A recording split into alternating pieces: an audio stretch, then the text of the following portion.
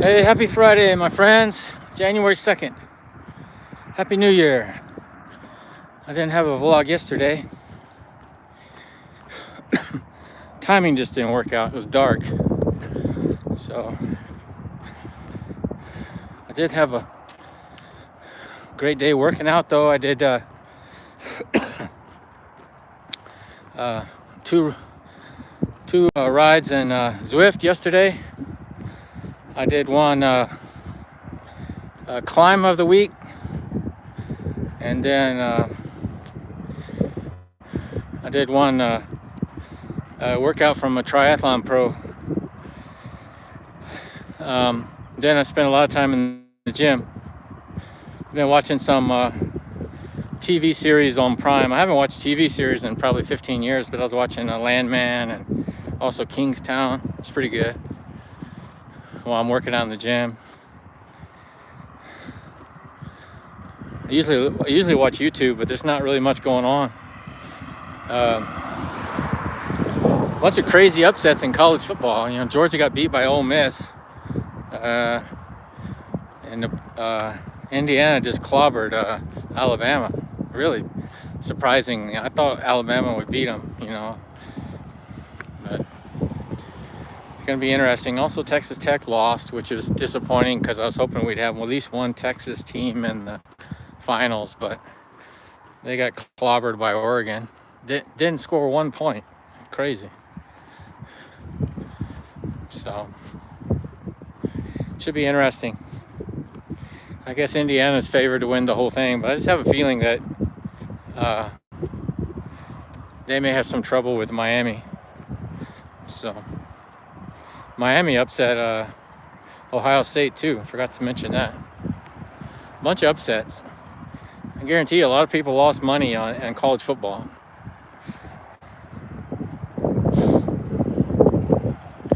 So, reflecting on 2025, my goals, some of my key goals, you know, running wise, was to finish some more difficult races.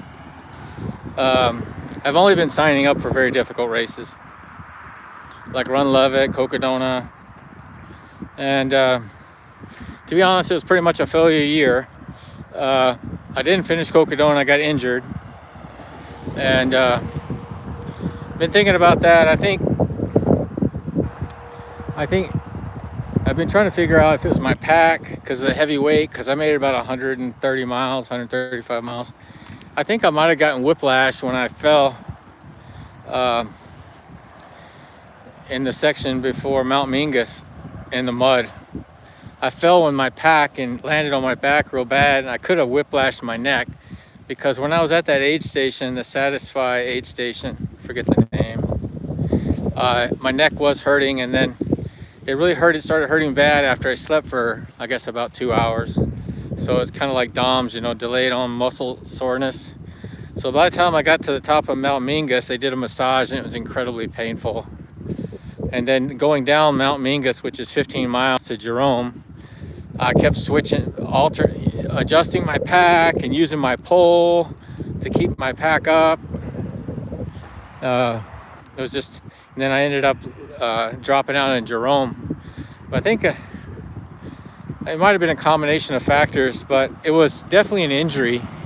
It wasn't sodium or something else related, because the injury lasted for like 4 weeks after the race. I mean, I was really hurt bad. My neck and shoulders, I think I tore some tissue in there. You know, and I've done 48-hour ruck races before.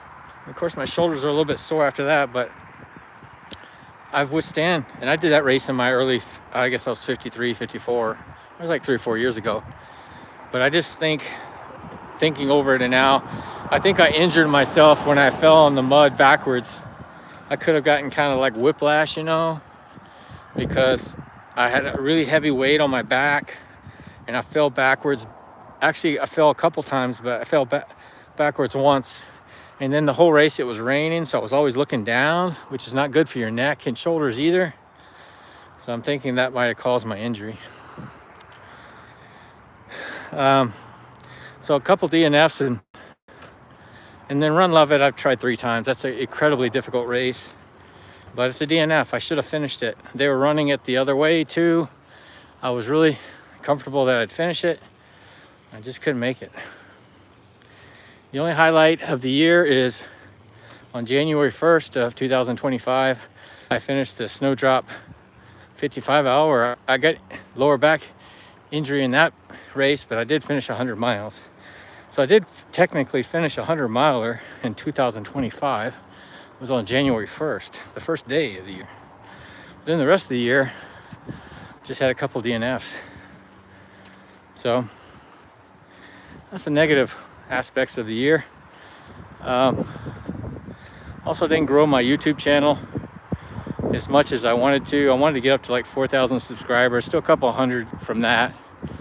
And I really changed my tune on that. I used to do a lot of product reviews, but people are not really interested that much. And the big reviewers, they get the products like, there's Lamborghini. The big reviewers get the product like a month ahead of me. So it's hard. Plus, I want to be more honest about brands. So they're always pressuring you to try to give them a pretty good review, you know. And I've been honest about some of them. I mean, I basically trashed the Olympus. But now, if I do any shoe reviews, I'll purchase the shoes. So, hey, Abra here. Thanks for joining, man. Happy Friday. I'm just going over 2025. So the main focus on my YouTube channel going forward is just my vlog and giving my honest opinion about things and going over my daily training and whatever the subjects people want to talk about, what's going on in life, that sort of thing. I think more people are interested in that anyways. So I'll keep doing it. I don't make very much money on it. That's not why I do YouTube. Just try to help other people and share my story. So yeah, happy Friday, my man. So that's YouTube. And going back to my training, I did have a few DNFs. Like I said, it was a disappointing year. But the good news is I really got a grip on how to weight management using fasting. And I've been fine-tuning that over the years. I think I really got it down. And that's been my weakness, is weight management, going into races 10 pounds too heavy, etc. Because weight really matters when you get into long distances. I don't care what any coach says, it's just physics. If you're running a 5K or something, it's a little different. Actually, it's not any different. Weight's important in all races, but it's just not a politically good subject for talk about. People don't want to make someone feel bad, but it does make, I'm talking about myself, so it doesn't matter. Anyways, weight management, supplements, I think I've got down pretty well. And I guess about a month ago I started the indoor Zwift training. I think that was a good move too. I've always been big in cross training, especially with ski and weightlifting, but now I'm doing all three. So you're probably wondering, without your biking, are you planning to do workouts outside? No, I don't know. Maybe after my kids go to college, 10 years from now, maybe, I don't know. Not any plans right now. It's just too dangerous. I was driving out of my subdivision yesterday. We have like a 30-mile road that goes by our subdivision. Oh, cool. Working on social media. Yeah, I just do it myself. I just do this for fun. I'm not doing it for money. Anyways, I'm driving out of my subdivision in Ronald Reagan. It's kind of like the Tour de France. I mean, it's about a 30-mile road from Austin to 35, Highway 35. And there are a lot of cyclists on every day, and some people have been getting killed. And it really hit home yesterday because I was driving out of my subdivision, and just where they put a new light, there was one of those white bikes. And a few days ago, at that light, I saw the police had traffic stopped and they were blocking the intersection, but there were no cars. I was like, that's weird. Maybe they took them away already. But then I saw the white bike yesterday. I think that a cyclist got killed there a couple days ago. It's just too dangerous. People just don't give a shit about cyclists. I mean, runners is a little bit different, you know. I think when they see a runner, they're more cautious because they know you're not moving very fast. But for cyclists, they just don't give a shit. When I've been on my bike, I've been almost hit by cars several times, especially in the neighborhood. They'll pull out right in front of you thinking that you ride your bike the same speed as a kid does, and you don't, you know. Anyways, riding a bike outside is so dangerous, unless it's like a closed course. But I have no plans on riding bikes outside or racing. Maybe after 10 years or something when my kids go to college. I'm just not taking that kind of risk. But indoor racing, I should say indoor racing, I just like the Zwift for training. I like to finish the complex rides that they have. I think it's very good training. And I did buy a new Zwift attachment for my treadmill, which should come tomorrow, so I can do more of the runs. The Zwift pod, it works okay, but it's not good for indoors. Actually, I sent that to my brother to use. It's good for outdoor running, but I needed the treadmill attachment for indoor running or indoor walking, hiking, whatever you want to call it. But I plan to really kick that up this weekend because I should get it. And then I'm getting a Wahoo chest strap heart monitor. I get that today, actually. So my rides today, I'll be starting using a heart rate monitor. I want to stay in zone 2, start really training on the bike with the different heart rate zones. So my system's all set up for that. I just needed the strap. I could have used my watch, but they said it doesn't work that well. Plus, you know, a heart rate monitor on the watch is done with a light sensor, so it's not as accurate. But I got one of the chest straps. I've had one a long time ago, but I just couldn't find it. Plus, I wanted a new one. So I got the Wahoo one, which is a little more expensive, but it's the best one out there for this kind of thing. And plus, I got a Wahoo kicker system, so I figured getting a Wahoo chest strap is probably the best thing. So I'll get that today. I'm planning to do this one. I'm only about 3,050 feet away from finishing the Mount Everest challenge, which should give me a new bike frame. And I'm planning to do one of the French mountains in the climb portal today. I did one yesterday. And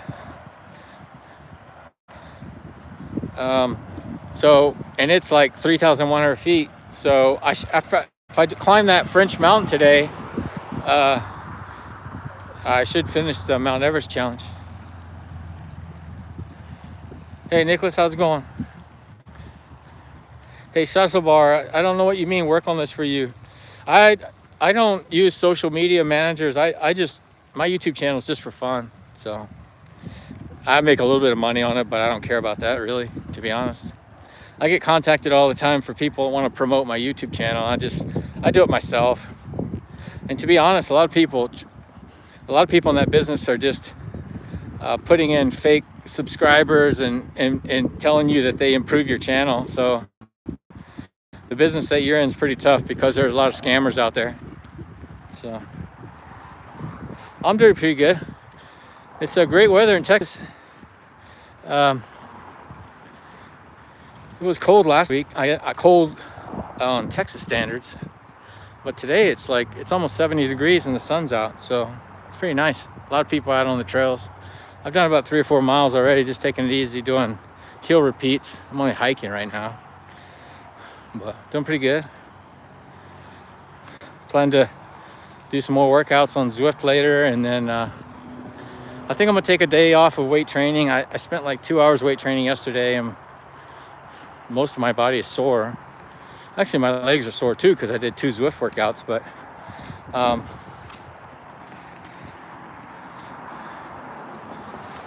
yeah, no, I appreciate it, man.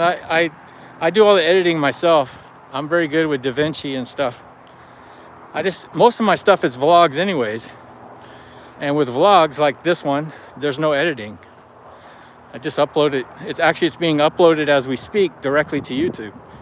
That's the advantage of doing vlogs, live streaming. I do regular videos sometimes, like reviewing products and stuff, and then I do some editing, but I just do it myself. It's not that hard. I think the big YouTubers need services like that.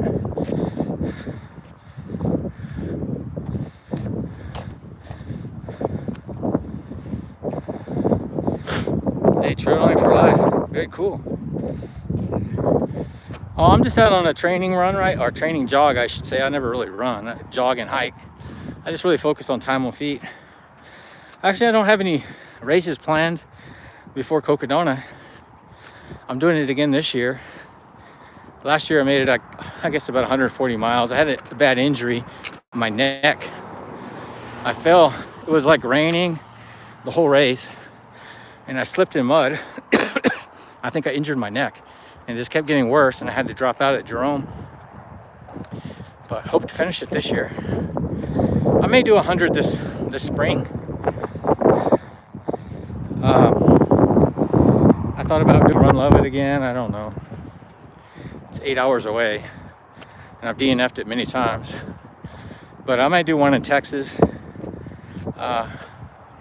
Maybe a Rocky Raccoon or something. I don't know. But definitely I'll be in Cocodona. Hope to see you out there. Oh, it's okay. It was a good experience for me at Cocodona. It was good fun. I mean, I was out there for almost 2.5 days. It's a great experience. I highly recommend it. It's just hard to get into it. I luckily registered again, like in the first minute it was open, and I barely got in. My brother was doing it at the same time, and he's like number 200 on the wait list.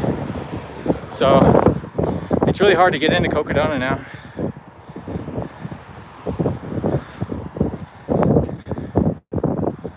Yeah, it was. It was my first 200 too. But to be honest, I really like it because even after all my struggles, I was still like 6 hours ahead of cutoff. I've never been in that situation in a 100 miler. Usually I'm chasing cutoffs. So I think 200 milers are the best for me because the cutoffs are a lot more flexible, and because in 100 milers I'm running 28, 29 hours usually. So I don't have much room for mistakes. But in 200 milers, it was really nice because I did run into some problems, especially like after the first 50K, got sick and stuff, but still had plenty of time in the cutoff. Yeah, the weight list is is really challenging. I hope to finish this year, and then my plan is to I want to do the Mammoth Lakes one, the Mammoth, I guess they call it. It won't be next year, just because I can't get off of work that much. Otherwise, I'd do it. But if I can finish Cocodona this year, my plan is in 2027 I want to do the Arizona 300 or Mammoth. But I'm just focusing on the 200 milers now. So I think they're a lot of fun. It's a lot of project management, and it's much more doable for me, I think. I still will do 100 milers every once in a while, but I just think the 200 milers are less stressful. And I don't even use a crew or pacer. I just go out there and have fun, you know. So my goal is always just to finish events. I don't care my place. So my goal this year is just to finish. No, I didn't say you were a scammer. I just said that a lot of people in your industry are. And I think you guys are really focused on the big YouTubers, can help them. And guys like me, I'm just doing YouTube for fun, just sharing my vlog. I don't really care about promoting it, at least not promoting it with money, you know. So I have promoted my own channel some with Google, but I don't really do that anymore. You know, to be honest, I found that just, you know, having good vlogs and stuff helps grow my channel faster anyways. I've learned a lot in the 4 years I've been doing YouTube. Um, it's tough. A lot of my friends that started YouTube at the same time, they're all gone. I remember it took me like, I'm getting close to 4,000 subscribers, but I remember when I first started, it took me like 6 months just to get 100 subscribers. Nobody would watch my stuff. It's really tough. Some people ask why you do it. No, I just like to talk to new friends and share my stuff. Sometimes my family watches my stuff. That was actually my initial reason for doing it, because my family lives all over the place, so they can follow me. In reality, not many people in my family watch my stuff. Probably just my brother only. But I got friends from all over the world. I mean, people join my live stream. I had people yesterday from Pakistan. I had people from India, Europe. Of course, I get a bunch of people from the US. So, yeah.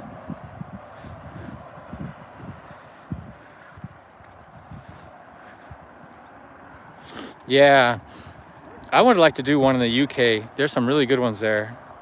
I heard one that's like got a bunch of animals and stuff, and then there's that one that is really cold and stuff. But Mammoth, I lived in California for 2 years for work, and we spent a week in Mammoth Lakes, and that's really a paradise. It was during the summertime. That's one of the places that I thought if I could find a job, I'd live in Mammoth Lakes. That's a really cool place. It's one of those paradises in the US. But what's challenging is it's so high up. I mean, our hotel was like 9,000 feet. So I did do some running. I got up to like 12,000 feet when I was there. And yeah, I think the altitude would be the challenge, but that'd be a really pretty one to do. And plus it being a new race, I think it'd be cool. And I think Tim Tollefson and I forget her name, but Billy Yang's wife, they're putting on that event. I think they're doing a good job. I've seen some interviews about it. So I want to do that one. And then I'd like to also do maybe that Arizona Monster 300 that's put on by Destination Trails. There's also one in New Hampshire that I want to do, the Jigger Johnson. That's only like 100 plus miles, but I heard it's really hard. Those are the kind of races I've done. I want to go back to Cruel Jewel. I should have finished that race. That is a really tough race. Not because of the distance, it's only 100 miles, but just the terrain. It was very hot, but it's like really running through a jungle. I got just really eaten up by poison oak after the race. And I just didn't manage my fueling right. I did the hardest section twice because just kind of an out and back. I should have finished Cruel Jewel. I had plenty of time, but I just got sick and my brain talked me out of finishing. But I do plan to go back to Cruel Jewel in Georgia in the next couple of years as well. So we'll see. Yeah, the spine race. That's what I was trying to think of.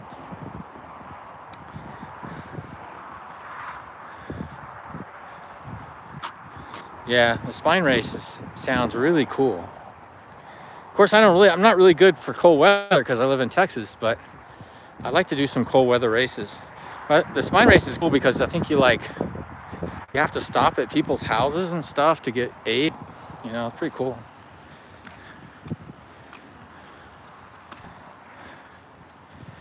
Yeah, please come over and visit us. There's some really cool stuff over here.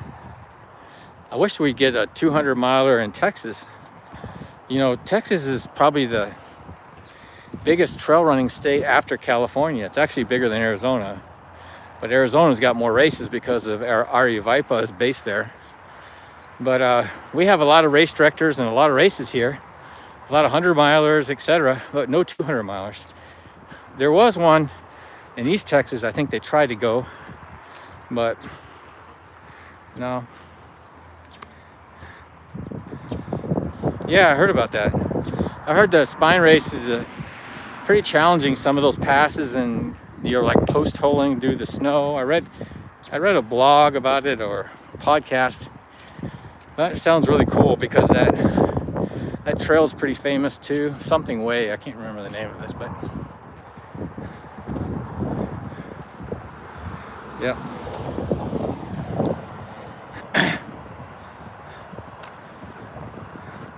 Yeah, bro. Here, I wish you good luck on your business, man. I think there's a lot of people that need your services, but my channel's too small. I just don't pay for any social media services. I just do everything myself. But check out some of those bigger channels, especially the young kids.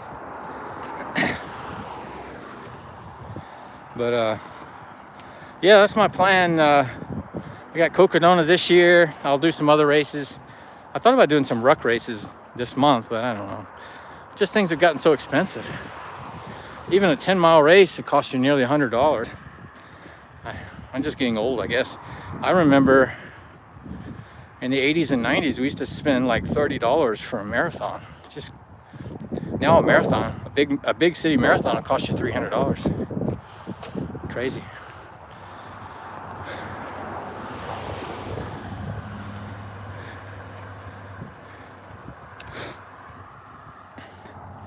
But I'll do some other races, but focusing on Cocodona. Yeah, definitely.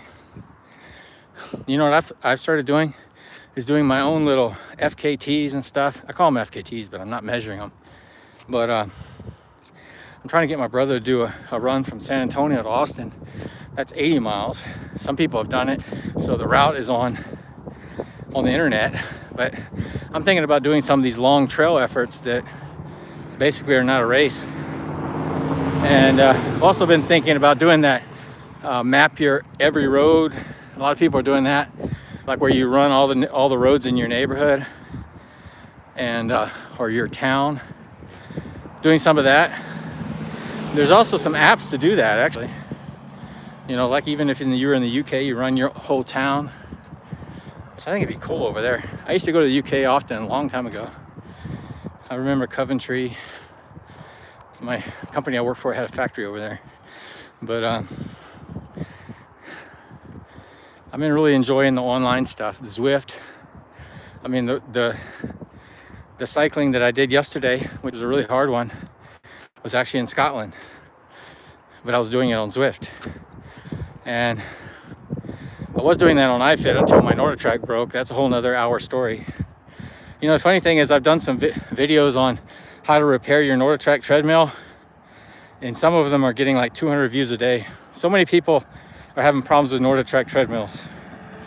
And last week, NordicTrack sent me an email wanting to talk to me about how they can improve my treadmill for the new apps.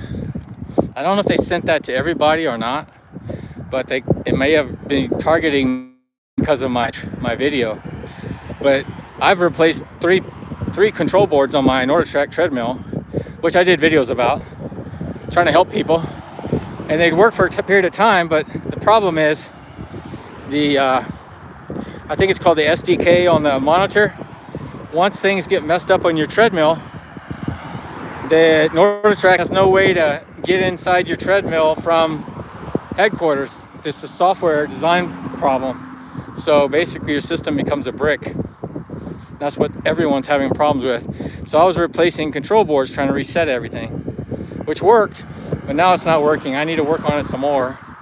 But in the meantime, I got two Mirachi treadmills that go up to 4 miles an hour because they sent that to me for testing. They wanted me to do a video on it. So I got those last year and I did a video on it. They work okay. And that's what I actually plan to do my walking and hiking on Zwift with. Because you know, you can do running on Zwift too. And my little device for my treadmill should come tomorrow. So.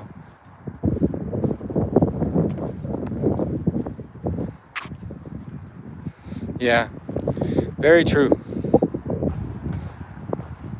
Bottom line is never buy anything NordicTrack. I had a bike and I have a treadmill. I have the commercial 2450, which is an expensive unit, kind of embarrassing. It's like $3,000. It worked 2 years and now I've been having problems with it, replacing control boards, and everybody in the US is having problems with it too because they're watching my videos. I'm not kidding, 200 hits a day. And for a small YouTuber, that's a lot. One of my repair videos has been hit already 50,000 times. 50,000 people have problems with their treadmill. It's unbelievable. NordicTrack don't buy their equipment. Now, Wahoo has got some new treadmills out. I know David Roach talks about it a lot, but I mean, they're $5,000. They're on sale right now for 25% off. But they're very expensive equipment. But if somebody's going to go out and buy a treadmill, I recommend getting a really good one, or don't get one at all. Get one like the Wahoo. Everybody says good things about it. I've got the Wahoo kicker connected to my bike for Zwift. Wahoo makes really good products, but they're crazy expensive. Yeah, I'm not kidding. If you look on my channel for my NordicTrack repair video, I can't remember if I have 2 or 1, but my key one gets like 100 to 200 views a day. It's unbelievable. I only have a few other videos that get that kind of views, but that means there's just a lot of people out there that are having problems with NordicTrack, and it's the biggest brand out there too, of course. And if you call them asking for help, the only thing they want to know is if you have it under warranty, and they just try to money you to death to help you fix it. But the equipment's not that good. I'd stay away from NordicTrack. Yeah, I'd highly suggest getting a Wahoo kicker. And if you're using Zwift, which I highly recommend, I wish I would have started it many years ago. Zwift is really incredible. Most intense workouts I've ever done. And there are no easy workouts on Zwift. It's like you think you're in an easy workout, and then there's a mountain at the end. But I got the Zwift bike and Wahoo kicker together. Cost me $1,200. They're actually on sale right now for like $900, something like that. You can save quite a bit of money. They're on sale. But you, of course, can get a Wahoo kicker and connect it to your own bike. I highly suggest get the Zwift bike because it's got all the electronics built into the handlebars, all the clickers and stuff.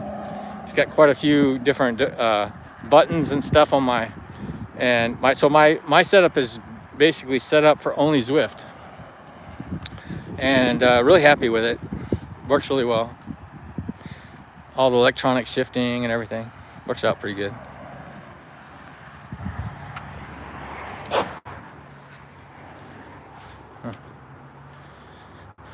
Yeah, Wahoo makes good products, but the kickers are not that expensive, but their treadmills are crazy expensive. I'm not kidding. They're like $5,000. But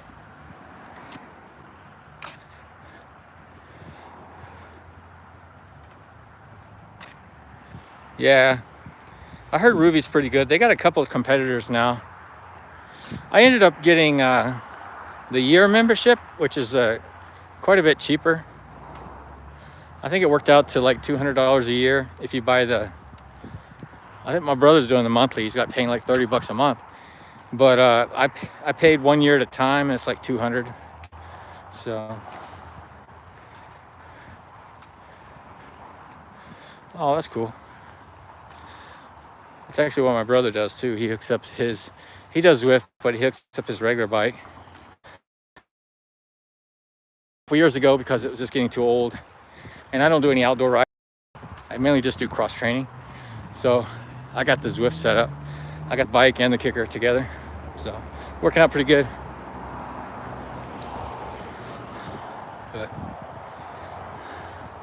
hope everybody's having a great Friday. It feels like a Saturday, but it's actually Friday. Not sure if I should be working today or not. I think we have a holiday. We get the last week of the year off. But it's weird this year because there's a day after New Year's before the weekend. So I know nobody's working today. Yeah, the annuals, I was doing that on iFit too, which of course is more expensive. That's another thing that pisses me off is I still got like a year and a half on my iFit membership, and can't use my treadmill. So I'm doing some of their yoga and stuff like that. They got other products in there that it's included, but it's a real sore point for me, this NordicTrack shit. They really have cheated a lot of people. But I'm gonna get in contact with the guy. Maybe I'll get lucky and they'll say, well, we're gonna send you some new electronics to fix the problem. That would be good, because the treadmill still looks new, even though I used it a lot for 2 years and then started having problems. So, but if I can't get it fixed over the next few months, I'm gonna move it out of I got 2 gyms. My garage is full of weight equipment, and my indoor gym, which is kind of a study. I've got a ski machine, Ski Erg Concept 2. I do racing on that too. That's cool because I can join challenges and races online through because it's hooked up to the internet too. I got my Zwift bike in there. I got my Marachi treadmill, it's a cheap treadmill, but it works pretty good. It goes up to 4 miles an hour. I actually have 2 of them because they sent me one that had a ding and they wanted me to do a video, so they sent me another one. I got 2 of them. One upstairs, one downstairs. And then I got my NordTrack. It takes up half of my gym. It's a really big treadmill. So if I can't get it fixed in the next few months, I'm just gonna give up and haul it away. And then just use up my iFit membership with the calisthenics and stuff. But anyways, if you guys are new to the channel, please subscribe. And I'm gonna lose signal soon. But wish everybody have a great Friday. Trail running for life, man. Have fun in the UK, man. It's gotta be evening there. And I'll talk to y'all soon.